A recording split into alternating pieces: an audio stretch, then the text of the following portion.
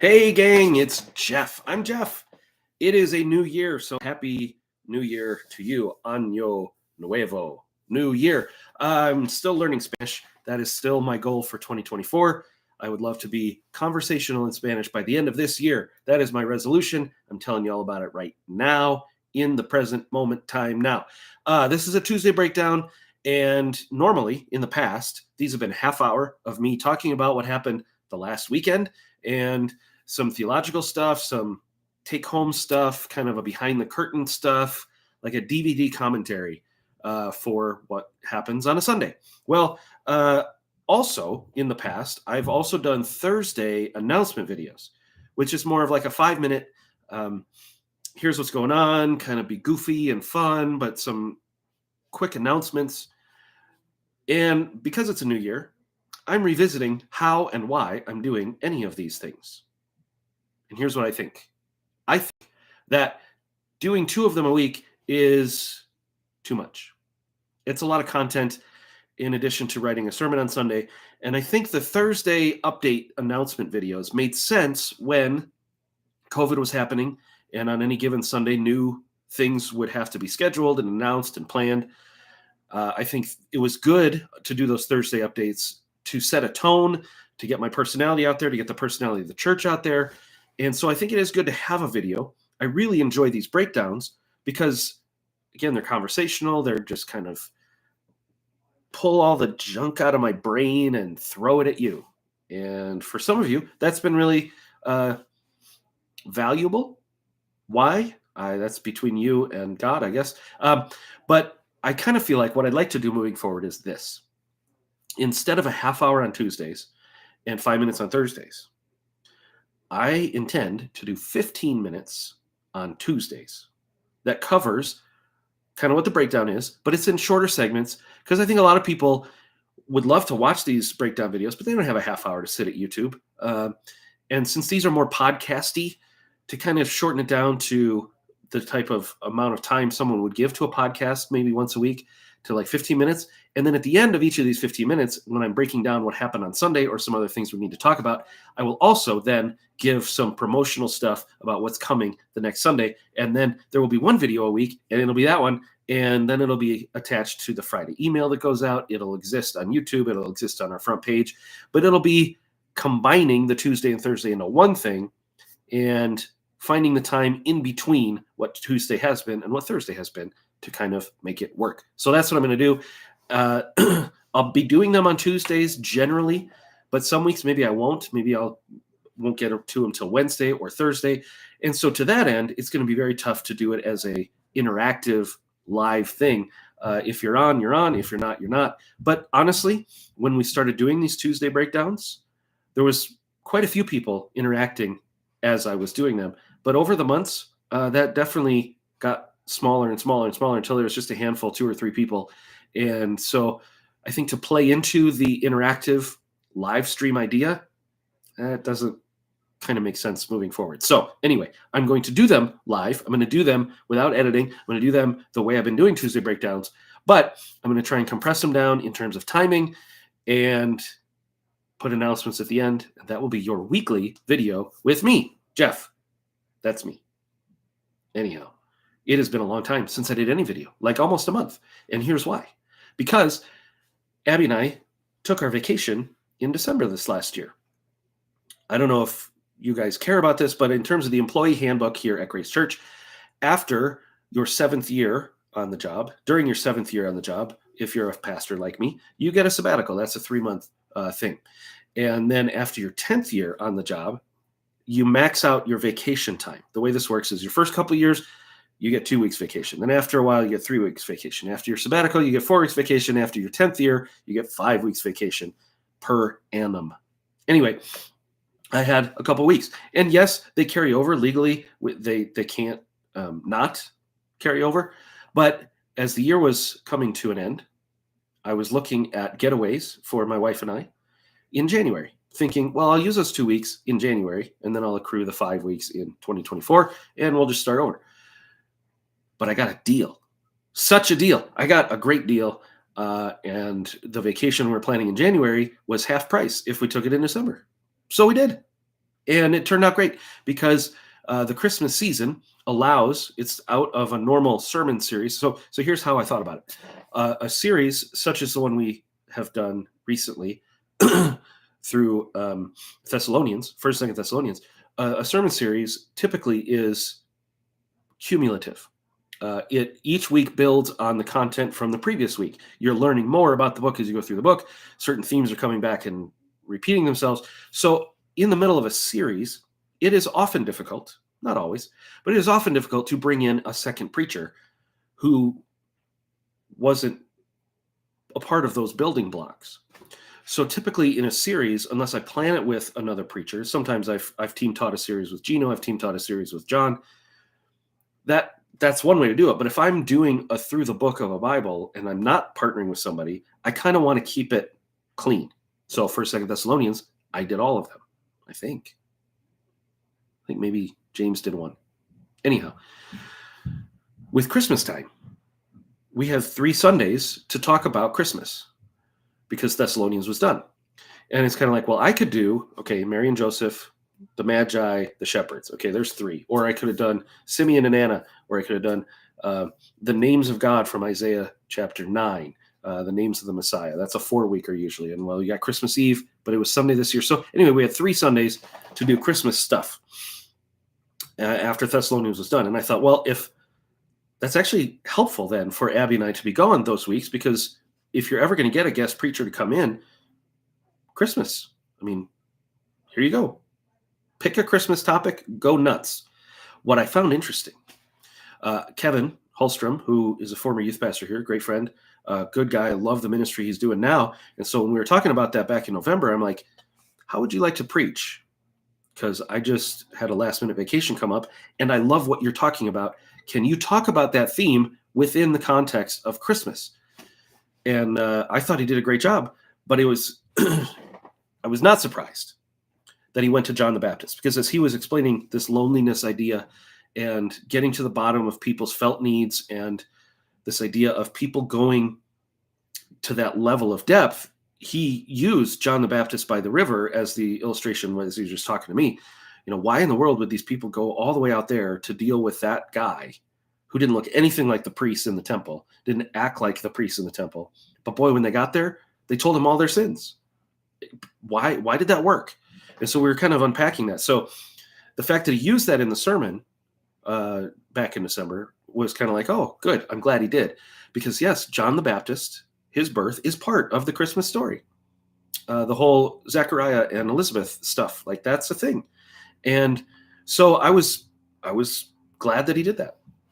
And from what I've heard, like 40 people have signed up for their Deeper Connections loneliness class. I don't know what they're calling it yet. Which I think is awesome. The more he and I were talking, the more I'm like, that is coming. That I want to get in on that. I want our church to get in on that. I think that's going to be really helpful for a lot of people. How can we solve this? And we decided, rather than trying to fit it into an existing ministry area here, like rather than stopping every small group and making it about this, or starting to do 4 classes on it, I'm like, no, just do what you need to do. This is your thing. We'll host it, but let it affect what we're doing. And then we can worry about how it trickles into these other ministry areas. So I decided we're not going to put restrictions on it. What I did say was, I think if you host it at a church, you might actually harm it. Because if you're going for non-believers, it's kind of like the Christians have home field advantage if you're hosting it here. And that might feel awkward for the non-believers who are trying to get connected and not necessarily coming to a church thing. They're just looking for friends. But we looked across the city and couldn't really find anything affordable that was a neutral site.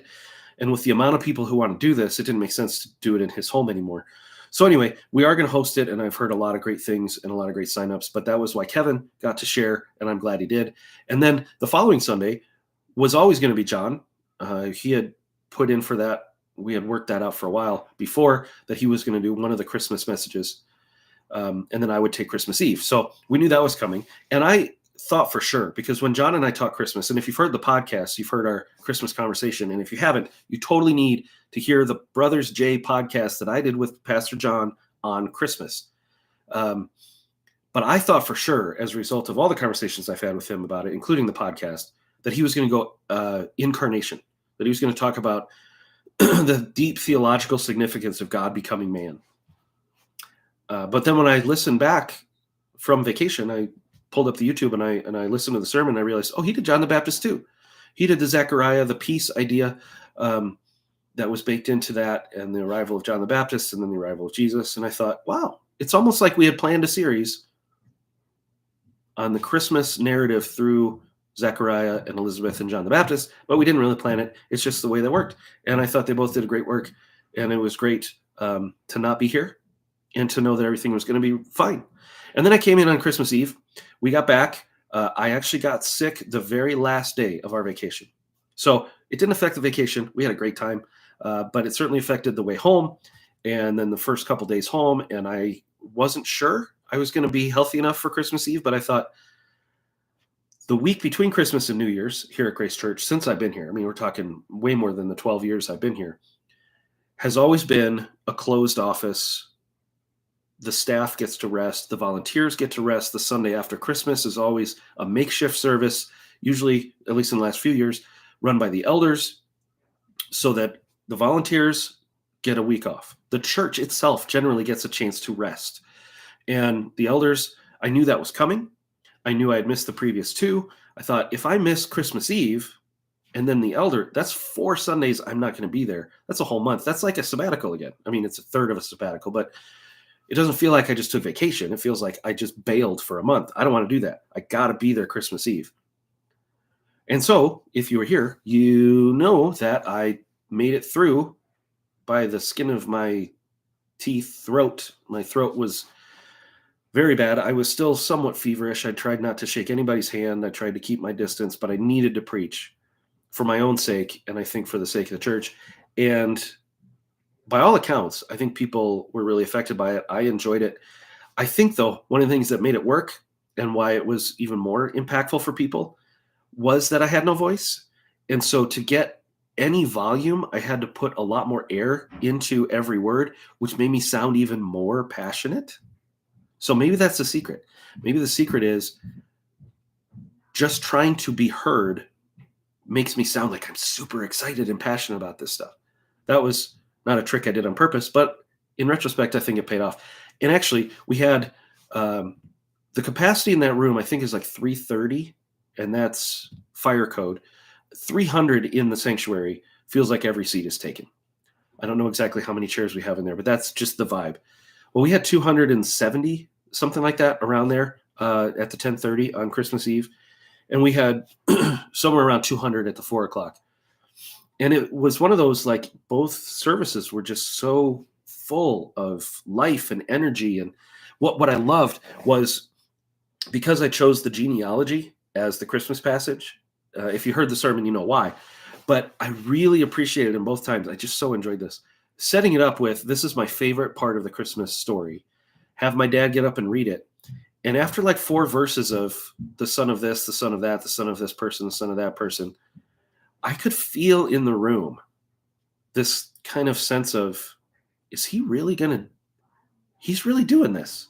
Like they were waiting for the joke to finish. And then we get on to, Luke 2, the Charlie Brown passage, right?